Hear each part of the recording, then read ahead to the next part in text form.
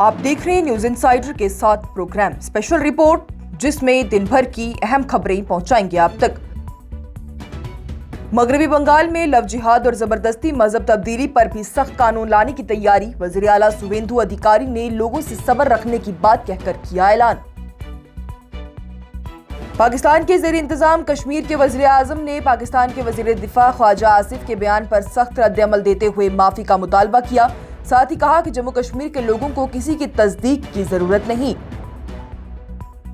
Paper leak के शक पर महाराष्ट्र टीईटी इम्तिहान मुलतवी। पेपर से 24 घंटे पहले एग्जाम किया गया रद्द। 1.82 लाख उम्मीदवार पर असर। उत्तराखंड हिमाचल बॉर्डर पर निहंगों का दबाव बरकरार। 150 से जायद निहंग पांवटा साहिब गुरुद्वारे में जमा। 4 गिरफ्तार साथियों की रिहाई तक पंजाब वापस न जाने का किया ऐलान। मंदिरों और सरकारी इमारतों पर मुमकिना खालिस्तानी हमले की धमकी। दिल्ली और उत्तराखंड हाई अलर्ट पर सिक्योरिटी इंतजामात किए गए सख्त।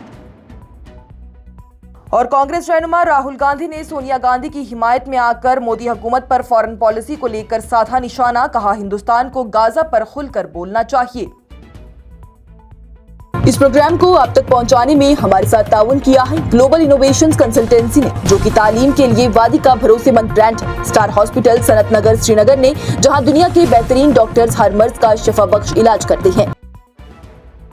मगरबी बंगाल की बीजेपी हुकूमत ने यूनिफॉर्म सिविल कोड यानी यूसीसी को रियासत में लागू करने की तैयारी शुरू कर दी है। इसके साथ ही लव जिहाद, लैंड जिहाद और जबरदस्ती मजहब तब्दील करवाने के खिलाफ भी सख्त कानून लाने का ऐलान कर दिया है। वज़ीर आला शुवेंदु अधिकारी की जानिब से लोगों से सब्र रखने की अपील करते हुए कहा गया कि हुकूमत अपने वादे पूरे करेगी और इसमें थोड़ा वक्त लगेगा। शुवेंदु अधिकारी की जानिब से कहा गया कि मगरबी बंगाल में यूसीसी का मॉडल उत्तराखंड, गुजरात और असम की तरह होगा। इसलिए एक रिटायर्ड जज की सरबराही में कमेटी बनाई जाएगी, जो कि अवाम और मुख्तलिफ स्टेक होल्डर्स की राय लेने के बाद अपनी रिपोर्ट देगी। इसके बाद ही यूसीसी बिल असेंबली में पेश किया जाएगा। वज़ीर आला की जानिब से यह भी कहा गया कि रियासत में वंदे मातरम गाना एजुकेशनल इंस्टीट्यूशंस में लाजमी किया जाएगा।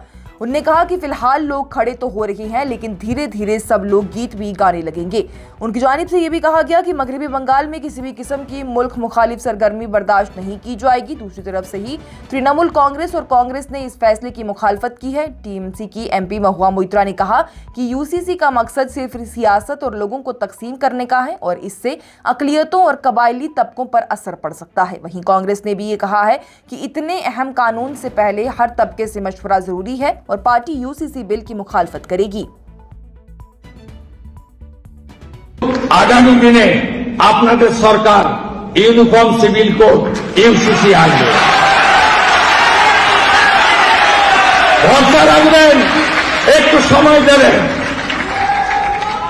ল্যান্ড জিহাদ, লাভ জিহাদ আর বলপূর্বক ধর্ম পরিবর্তন করার বিরুদ্ধে কঠোর এবং কঠিন আইন এই সরকার আনবে। पाकिस्तान के ज़ेर इंतजाम कश्मीर यानी पीओके के वज़ीर आज़म फैसल मुमताज़ राठौर की जानिब से पाकिस्तान के वज़ीर दिफा ख्वाजा आसिफ के बयान पर सख्त तनकीद की गई। ख्वाजा आसिफ की जानिब से एक टीवी इंटरव्यू में कहा गया था कि रावलकोट और मीरपुर के लोग असल कश्मीरी नहीं है। इस बयान के बाद ही पीओके में सियासी तनाज़े और तेज हो गया। फैसल मुमताज़ राठौर की जानिब से एक्स पर अपनी पोस्ट में कहा गया है कि जम्मू कश्मीर के लोगों को अपनी पहचान साबित करने के लिए किसी की तस्दीक की कोई जरूरत नहीं है। उन्होंने इल्जाम लगाया है कि ख्वाजा आसिफ अपने बयान से लोगों को जोड़ने के बजाय उनके दरमियान तकसीम पैदा कर रहे हैं। राठौर की जानिब से यह भी कहा गया कि अगर डिफेंस मिनिस्टर को अपने बयान पर तनकीद का सामना करना पड़ रहा है तो उन्हें पीओ के हुकूमत को निशाना बनाने के बजाय अपने अल्फाज पर माफी मांगनी चाहिए।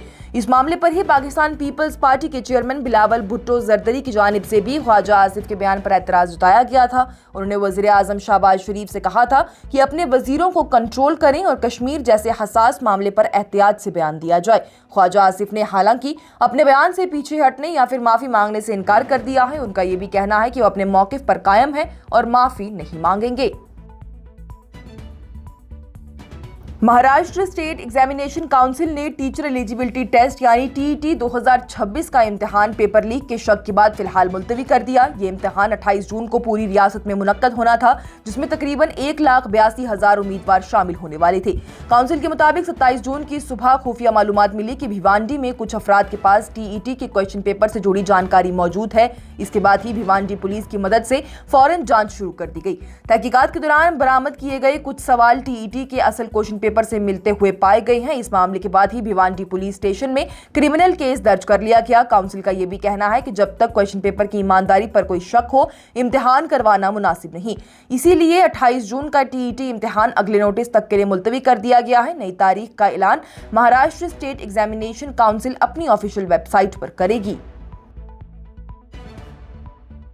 हिमाचल प्रदेश के पांवटा साहिब गुरुद्वारे में 150 से जायद निहंग जमा हैं और वो उत्तराखंड में गिरफ्तार किए गए अपने 4 साथियों की रिहाई का इंतजार कर रही हैं।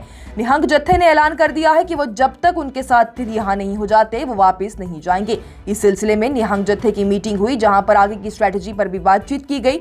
निहंग जत्थे के सरबराह जगदीप सिंह अकाली की जानिब से कहा गया कि उत्तराखंड इंतजामिया ने उनकी मांगों को पूरा करने के लिए 2 दिन का वक्त मांगा है, इसलिए फिलहाल 2 दिन के लिए प्रोटेस्ट मार्च रोक दिया गया है। उन्होंने साफ कहा कि अगर 2 दिन के अंदर गिरफ्तार निहंगों को रिहा ना किया गया तो वो दोबारा अपना आंदोलन शुरू कर देंगे।